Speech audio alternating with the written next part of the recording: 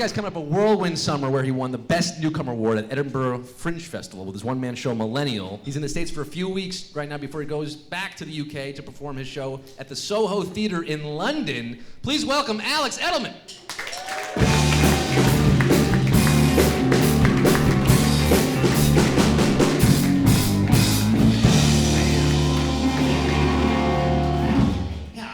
I've been gone for a long time, so it's like crazy to be home.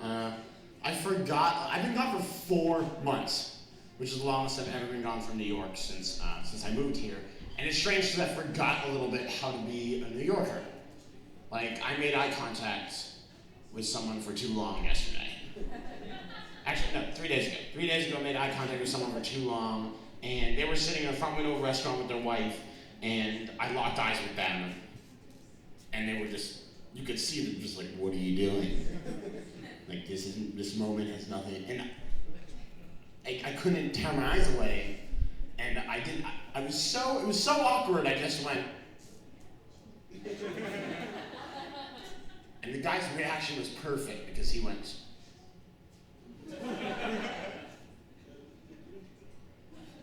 and I was in too deep already, so it was like,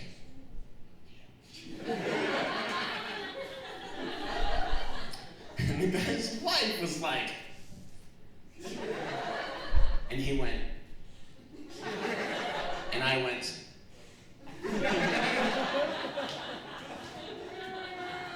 and so from the wave to the thing, here's what I think. I don't think they had a strong relationship to begin with, the guy and his wife.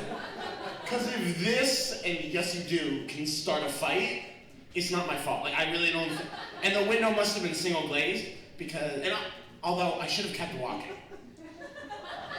Because as soon as I started seeing the wife yell at the husband, I went back 3 steps and stood right in front of the window. Like I forgot it wasn't a mirror. Like they could see me watching them. And she's screaming at her husband. She goes, "Who's that guy?" And he goes, I can hear it through that's why I think it was single glazed. Like I can hear it through the window. She's like, "Who's that guy?" And he goes, "I don't know." And she goes, "You're lying to me, Michael." And he goes, "He's just some fucking lunatic." And that made me furious, because I'm not a lunatic. And I knocked on the window because I wanted to respond. And they both look at me, but keep in mind that I don't like being called a lunatic, right? Keep in mind, before you judge me for what I did next, when they both looked at me, I pointed at the guy's hand, and then when he looked down at his hand, I went, yeah. I was like, "What's with your ring?" And now she's really angry, and she's like, "Who's this guy?" And he goes, "I swear to you, I don't know." And she goes, "You're lying to me." And he goes, "Sharon, I'm telling the truth this time." And I was like, fucking jackpot. And then the only thing I could think of, I knocked on the window one more time. When they looked at me, I blew a kiss at the husband, and they went, and then I ran away. And it is good to be home. Although, I feel like New York is kind of like that. Like I feel like New York is one big performance space. And you don't actually live in New York City. You don't live in an apartment. You just hang out backstage for like a couple of hours. And then you go on the subway and everyone's like, "Let's see what crazy shit happens today. Hopefully no one throws the improv my way." Like, it's a very strange town. I didn't realize, like, this is the most embarrassing moment that's ever happened to me was about like 9 or 10 months ago. And I remember because Coca-Cola had started this ad campaign called Share a Coke with Blank. It was like right that time. And I had gone and said Au Bon Pan, and I love Au Bon Pan. I do. I like the idea of Au Bon Pan. I like how at some point someone was like, "Hey everybody, let's sell pastries. But not good pastries. Let's sell really bad pastries."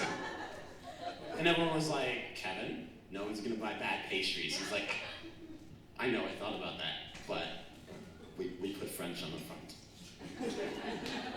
And they're like, "Kevin, you don't speak French." And he goes, "I know, but I have a title anyway.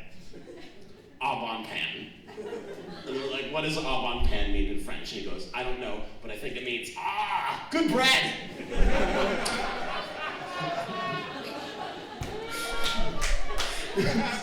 So I'm in Good Bread, and there was a whole shelf of soda, because you know what goes really well with breakfast? Coca-Cola.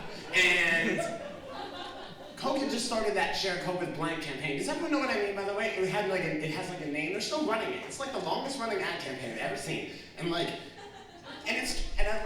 I thought it was very reasonable, again, to stop and read some of the cans, because I had never seen this. And do you ever stop at like a gift shop or a truck stop, and there's a whole like rack of keychains, and they have the name, they're like license plates, and they have names on it? You want to know what names are going on. You want to know what's in style. In every rack, there's always like one or two names that surprise you. You're like, read down the rack and you're like, Pindar? There's a Pindar here? It's not a popular name. But so I'm reading the Cokes, and I realize everyone is staring at me. And that is embarrassment in New York City, where all of a sudden, you're the center of attention you didn't want. And this woman behind the counter, she goes, "Sir? Can I help you?" I'm holding a can of Coke, and I went, "I'm looking for a Brian." And then I put it back, and I ran out of there. And that is part one of the story. That isn't the most embarrassing. It's the second most. The most embarrassing thing is I went in 2.5 weeks later, because it's 2 blocks away from my house. But I stayed away because and then I figured after 2 weeks, I was like, whatever, there's a high turnover rate of performers in New York City. No one's gonna like recognize me when I go in. And as soon as I go in, the same woman's behind the counter, and I'm like, she's not gonna recognize me. She sees my face and she goes, I was like, fuck. And she reaches under the counter and she grabs something. Yes. And she comes running out, and she's holding a can of Coke, and she hands it to me. And it said, "Share a Coke with Brian" on it. And I looked at the Coke and I was like, spelled with a Y! And I just...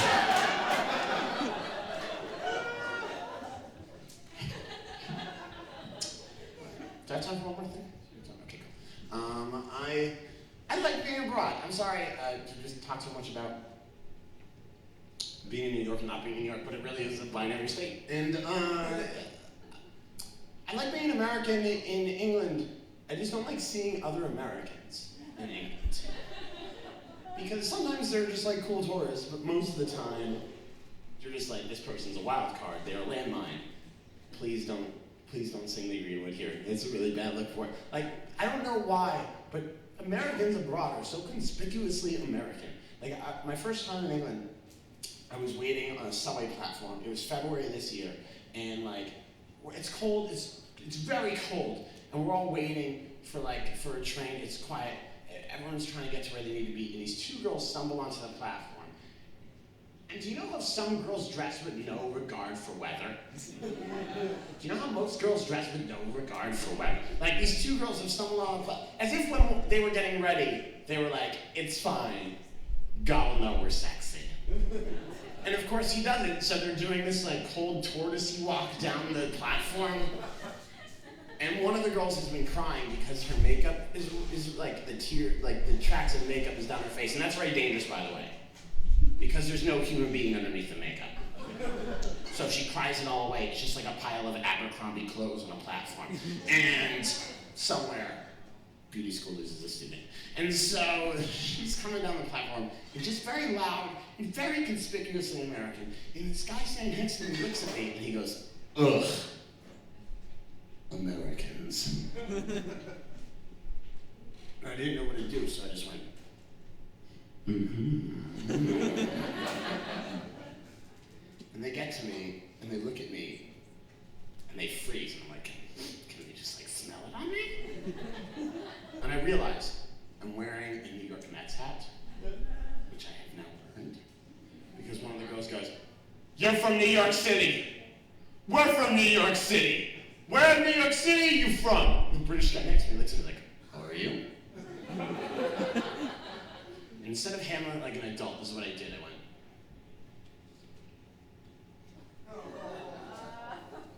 I have a cousin who's deaf, so I know sign language, and instead of handling it with an adult conversation, I said, "I'm sorry, I'm deaf," to get out of a conversation. And everyone on the platform backed off, except for one of the girls who mistook I'm sorry, I'm deaf for, I can't hear you. Yell at me. And she starts screaming, like, where are you from? Where are you from in New York State? And the British dude is getting angrier and angrier. Because in his mind, it's not one dick American being a dick to another dick American. It's one dick American being a dick to a nice deaf British boy. And he goes, hey, you better get a hold of your friend. And the girl who backed off, who got it, was like, Katie? Which I couldn't guess, by the way. He goes, Katie, he's deaf. And her friend goes, then she goes, I'm really sorry you're deaf! And I was offended as a fake deaf person. And they walk away, and the British dude looks at me and he goes, I can't believe you got away with that. And I was like, how do you know? And he went, you have your iPod headphones in. Guys, thank you so much for having me.